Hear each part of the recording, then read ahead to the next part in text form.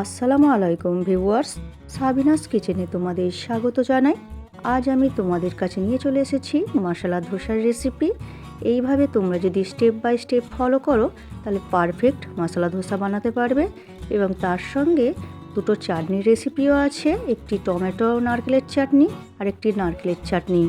আশা করছি তোমাদের খুবই ভালো লাগবে। Yes.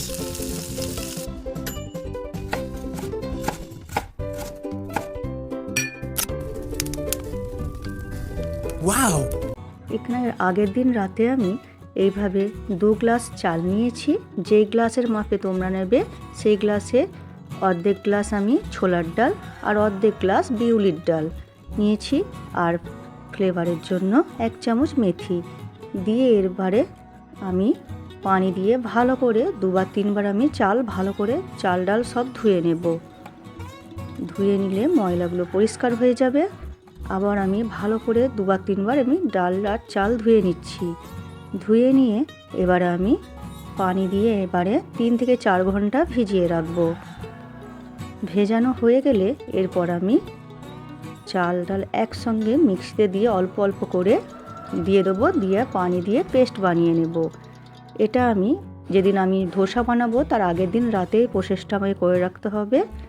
আমার সমস্ত ডাল পেস্ট হয়ে গেছে, দেখো এইরকম আমি ঘন করে এখন পেস্ট করে নিয়েছি। এরপর ঢেকে আমি সারা রাত রেখে দেব।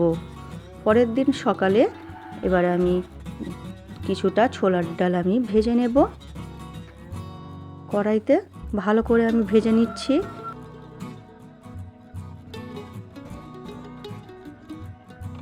এরপর কড়াইতে অল্প করে তেল দিয়ে দিচ্ছি, দিয়ে গরম করে 1 চামচ মৌরি, 1/2 চামচ কালো সর্ষে আর দিয়ে দিচ্ছি আদা রসুন কুচি।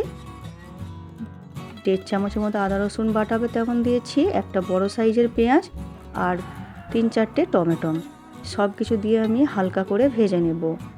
হালকা করে ভাজা হয়ে গেলে এবারে আমি ঝালের জন্য কিছুটা শুকনো লঙ্কাও দিয়ে দিচ্ছি। এরপর আমি হালকা করে সব কিছু ভাজা হয়ে গেলে এরপর পানি দিয়ে আমি সেদ্ধ করে নেব। এদিকে এটা সেদ্ধ হতে থাক, আমি এদিকে আরেকটি চাটনি বানিয়ে নিচ্ছি। মিক্সিতে আমি নারকেল কুচি দিয়ে দিচ্ছি, দিয়ে এরপরে 1 চামচ আদার বাটা হবে তেমন আদা দিয়েছি, 1 মুঠো ছোলার ডাল ভাজা আর ঝালের জন্য 3টে কাঁচা লঙ্কা, 1/2 চামচ চিনি আর অল্প করে পরিমাণ মতো লবণ। এবারে পানি দিয়ে আমি পেস্ট করে নেব। নারকেলের চাটনি আমার রেডি। এরপর আমি জায়গাটি ধুয়ে পানি দিয়ে দেব, দিয়ে এরপরে আমি নেড়ে দেব। দিয়ে এরপর আমি টমেটোমের চাটনিটা আমার পানিটা শুকিয়ে গেছে, ভালো করে সেদ্ধ হয়ে গেছে। এরপর ঠান্ডা করে পেস্ট করে নেব। কড়াইতে আমি দিয়ে দিচ্ছি 1 চামচ কালো সর্ষে, দিয়ে দিচ্ছি ঝালের জন্য কাঁচা লঙ্কা কুচি, 2 চামচ ছোলার ডাল দিয়ে এবারে আমি ভেজে নেব ভালো করে। ডাল লাল সব কিছু ডাল ভালো করে ভাজা হয়ে যাবে। এরপরে আমি দিয়ে দেব কারি পাতা দিয়েও ভাজতে থাকবো আমি। ভাজা হয়ে গেলে এর মধ্যে আমি 2টো বড় সাইজের পেঁয়াজ কুচি করে দিয়ে দেব। দিয়ে এরপর আমি আবার ভাজতে থাকবো। ভাজা হয়ে গেলে এরপর ভাজতে এর মধ্যে আমি এবার দিয়ে দেব 1/2 চামচ হিং। হিংটা প্রচুর তরকারি, অবশ্যই স্কিপ করা চলবে না। এবারে ভাজতে থাকবো। ভাজা হয়ে গেলে এরপর এর মধ্যে আমি আলু 3টে বড় সাইজের আলু আমি দিয়ে দিয়েছি, সেদ্ধ করে হাত দিয়ে ভেঙে দিয়ে দিয়েছি। তোমরা যেমনটা পরিমাণ করবে তেমন পরিমাণে আলু সেদ্ধ নেবে। আমি আগে হলুদটা দিতে ভুলে গেছিলাম আর লবণটা দিতে ভুলে গেছিলাম, তাই আলুর উপরে দিয়ে দিচ্ছি 1/2 চামচ হলুদ আর পরিমাণ মতো লবণ দিয়ে এরপর আমি আলু কিছুক্ষণ ভেজে নেব ভালো করে। যখন ভাজতে যখন তলা ছেড়ে আসবে তখন দেখবে যে আলু ভাজা হয়ে গেছে, তলায় আর লাগবে না, তখন আলু ভাজা হয়ে গেছে। এটা ধোসার আলু আমি বানিয়ে নিচ্ছি মশলা ধোসা। এই আলুটা এইভাবে বানালে ধোসা দারুণ টেস্ট হয়। এইভাবে তোমরা অবশ্যই বানিয়ে নিও। হয়ে গেছে আমার আলুটা। এরপর আমি টমেটোমের চাটনিটি করে নেব। ঠান্ডা করে এরপরে মিক্সির জারে দিয়ে দিচ্ছি সব কিছু। দিয়ে এরপরে আমি ওই জায়গাটি ধুয়ে পানিটা দিয়ে দিলাম। দিয়ে এর মধ্যে আবার একটু পানি দিচ্ছি, দিয়ে এক মুঠো আমি এবারে নারকেল কুচি কোড়া দিয়ে দিচ্ছি, অল্প পরিমাণ মতো লবণ আর হাফ চামচ চিনি দিয়েছি, আর এক মুঠো আবার সেই ছোলার ডাল ভাজা দিয়ে দিচ্ছি, দিয়ে এরপরে আমি পেস্ট করে নেব, নিয়ে এবারে একটি জায়গায় ঢেলে নিচ্ছি। ধোসাতে এই দুটো চাটনি খেতে খুব দারুণ লাগে, তোমরা অবশ্যই বানিও। এরপর একটি ফ্রাই প্যানে আবার তেল দিয়ে আমি দুটো শুকনো লঙ্কা দিয়ে দিচ্ছি, দিয়ে এর মধ্যে এবারে দিয়ে দিচ্ছি 1 চামচ সর্ষে, কালো সর্ষে, দিয়ে এবারে এর মধ্যে কারি পাতা দিয়ে দিচ্ছি।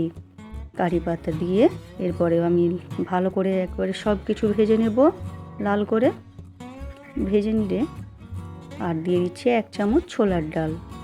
সব কিছু দিয়ে এবারে আমি ভালো করে আমি ভেজে নেব। এই তরকাটা চাটনিতে দিলে খুবই ভালো হয় খেতে। এরপরে আমি ওই দুটো চাটনিতেই আমি দিয়ে দেব এই ফোড়নটা, অর্ধেক অর্ধেক করে দিয়ে দিচ্ছি। আমার রেসিপিটি তোমাদের এই পর্যন্ত পছন্দ হলে একটা লাইক করে দিও, পরবর্তী রেসিপি কী পেতে চাও সেটাও কমেন্ট করে জানিও। এরপর আমি ভালো করে মিক্স করে নেব দুটো চাটনি। ধোসাতে এই দুটো চাটনি খুবই দারুণ হয় খেতে, তোমরা অবশ্যই বানানোর চেষ্টা করো হাতে সময় থাকলে। এবারে মিক্স করে নেব, মিক্স করে আমি এবারে ধোসার ব্যাটারের কাছে চলে যাচ্ছি।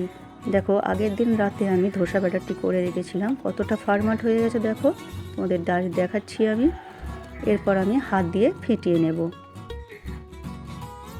এই আগের দিন রাতে করে রেখে পরের দিন 7 থেকে 8 ঘন্টা পর এটা করলে খুবই ভালো হয়। এরপর কালারের জন্য 1 চামচ চিনি আর পরিমাণ মতো লবণটা আমি দিয়ে দিচ্ছি, দিয়ে এরপর আমি 10 মিনিট হাত দিয়ে ভালো করে ফেটিয়ে নেব।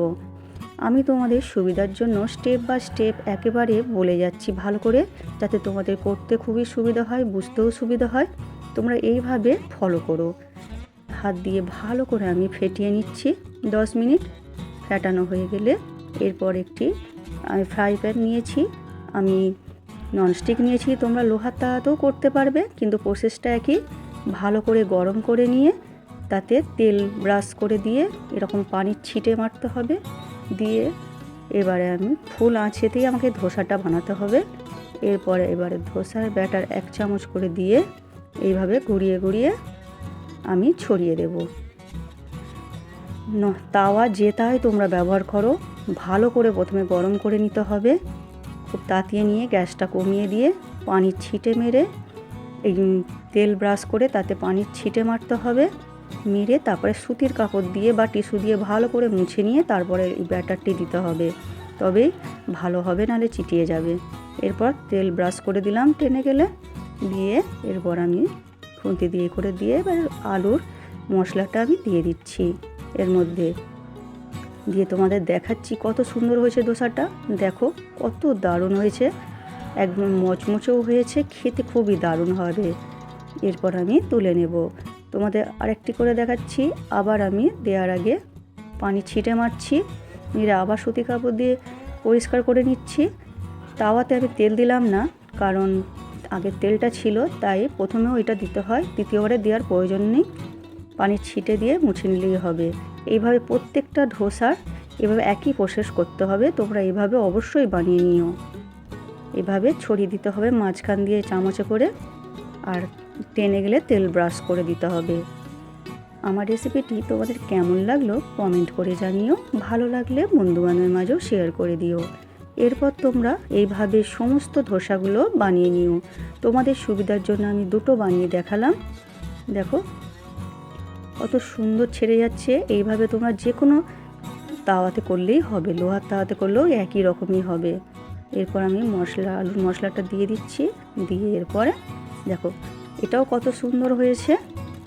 এরপর তোমরা গরম গরম পরিবেশন করো, সকালের জলখাবারে বা রাতের ডিনারেও। আমার রেসিপিটি ফেসবুক থেকে দেখলে ফলো করে দিও, ইউটিউব থেকে দেখলে সাবস্ক্রাইব করে পাশে থেকো। আমার রেসিপিটি শেষ পর্যন্ত দেখার জন্য তোমাদের অনেক অনেক ধন্যবাদ রইল।